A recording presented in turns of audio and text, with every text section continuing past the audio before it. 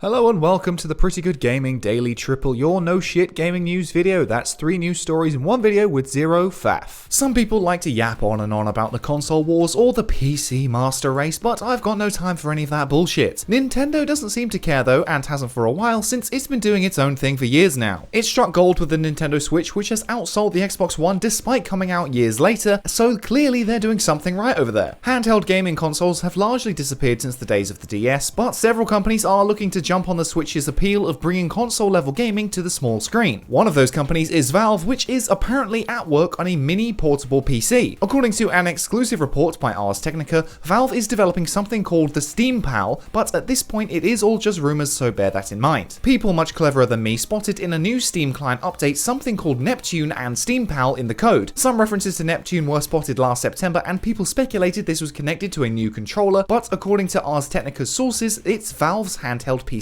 project. Valve boss Gabe Newell did speak about the company's upcoming console plans, but was very cagey. At a talk hosted by a New Zealand high school earlier this month, Newell was asked, will Steam be porting any games on consoles or will it just stay on PC? He responded saying, you will get a better idea of that by the end of this year, and it won't be the answer you expect. You'll say, aha, now I get what he was talking about. Whatever he's talking about here, chances are it's the same thing as this handheld device, and we could be hearing about it before the end of the year, perhaps during E3 season in a few weeks. Of course, Valve wouldn't be the first to try and create a handheld gaming PC. Alienware is developing the UFO device, which bears a striking resemblance to the Nintendo Switch, even in terms of UI. That system even has removable Joy-Con-like controllers, but Valve's effort will likely not feature that. The key selling point of a Valve device would be having access to your Steam library on the system from the get-go. Presumably, many games will be incompatible due to the amount of power required, but being able to pick up the system without having to rebuy all your games will be a huge bonus. According to Ars Technica sources, one Steam Pal prototype is actually wider than the Switch and offers a load of control options, including a touchpad. While the device supposedly won't feature removable controllers, it is said to have a kind of docking function to connect it to larger monitors via a USB-C connection. It is apparently built with Linux in mind as the operating system rather than Windows that many will be used to. Beyond that, nothing else is really known about the technical side. No specific screen dimensions, pixel counts, battery, memory, anything like that. Valve has primarily built its business around maintaining its Steam store rather than focusing on hardware, and certainly not making actual games anymore. It has seen success with devices like the Valve Index VR unit, but at over £1,000 for just the system, and then even more for a PC to run it, it's never going to be a hit in the mainstream. Obviously, since all of this is just rumors at this point, we have no idea how much the Steam Pal will cost, but I'd expect it to be more than a pretty penny. To some, this story may stir memories of the Steam Machine, a device which I had vaguely heard of before researching this. I do remember talk years ago of Valve trying to create a console which ran Steam, but the reason I haven't thought about it since was because it was a massive flop. Steam Pal could very easily go the same way, but we don't really know enough at this point to make any sort of judgment. Would you be interested in a handheld PC experience, especially one that already has your Steam library on it? I honestly don't think I'd be that fussed since my Switch covers all of my portable needs already, and if I'm playing a more demanding game, I'd rather just play it on a full screen with the right amount of power behind it. But what do you think? Is this a chance for Valve to innovate once again, or is it just another half-assed project that will tank? What if they really pulled a nugget out of their arse and launched Half-Life 3 as a Steam Pal launch exclusive? And next up, CD Projekt's reputation is far from what it was 12 months ago. That is, of course, due to everything that went down with Cyberpunk 2077. While that situation is being rectified little by little by little by little with updates and patches, the game remains absent from the PlayStation storefront. In an unprecedented move, Sony delisted the game a matter of days after it launched due to the sheer number of refund requests and complaints they were getting. That decision, while incredibly bold, is a move that should have happened with a bunch of other games that launched in arguably the same or worse states than Cyberpunk.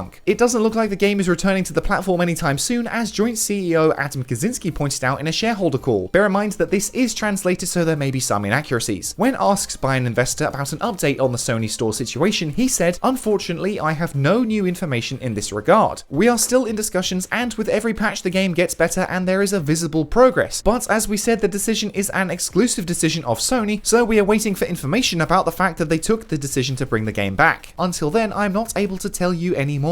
This really isn't surprising at all, and is in line with what we've already heard, but 6 months on from launch with no sign of return really isn't a good look. I should point out that I don't think that the game should return until it is ready to be sold as a fully functional game, if that ever happens, but this is far from good news for CD Projekt at the moment. While Cyberpunk was primarily built with PC players in mind, the PS4 has a huge share of the market as it's the best-selling console of the generation. Unlike most PC-focused games, Cyberpunk has a huge marketing push, so many casuals were aware of it, meaning an even larger portion of its player base would have been on console, particularly PS4, a platform that the game was far from ready to run on and likely never fully will be. This messaging from CD Projekt is pretty much identical to what we've heard since March. At the time, CD Projekt's Senior Vice President of Business Development, Mikhail Novakovsky, said, "So regarding this process, we have published several patches, we have just published a really big one yesterday, and we have published several hotfixes, and each and every one of them brings us closer to being back on the PSN store. However, the final decision, you have to understand, belongs to Sony. We do believe we're closer than further, but of course the final call is theirs, so let's wait and see." Personally, I don't really see it happening anytime soon. When the PS5 version launches, supposedly towards the end of the year, the game will technically be on the PS Store, but I just don't ever see it being in an acceptable state on PS4. I imagine it will be sold on the PS5 version of the store, but it seems unlikely to me that a PS4 version will ever be really viable without another huge swell of backlash. If it won't ever run properly on PS4, then don't sell it on the platform. It's as simple as that, but obviously money is the more important piece of the puzzle here to big corporations. Is the increased amount of sales worth the increased amount of backlash? I'm sure there's some fancy business marketing bullshit word for that out there somewhere. And finally, I've been saying all year that I doubt Horizon Forbidden West will make it out this year. Nevertheless, Sony is running a State of Play stream this Thursday to show off the game, including some gameplay. The stream will start at 5 PM UK time with what is described as a uniquely crafted countdown before the main event actually kicks off for real at 10 PM. The stream will be a 20-minute segment with 14 minutes of quote in-game action. I've learned to distrust this kind of wording, so it doesn't necessarily mean 14 minutes of gameplay, and I'd expect any gameplay shown to be highly edited and cut up rather than one long sequence. Regardless, any hint of gameplay will be good at this point since we've seen absolutely nothing since the first reveal trailer 11 months ago. If we're really lucky, we may actually get a release date for this damn thing to finally put to rest whether or not it's coming out this year. That's about all the information I've got for you at the moment, but on a very similar note, Dying Light 2 is also running a stream around the same time. This stream by Techlands will run from 8 PM UK time on Thursday, so you can squeeze it in just before Horizon Forbidden West. Horizon is coming off the back of a very successful first-party Sony exclusive, so it's got a load of baked-in fans already, while Dying Light 2 has had a very torrid development cycle, so Techland has a lot to prove here, but I am hoping for the best. The original Dying Light was awesome, and,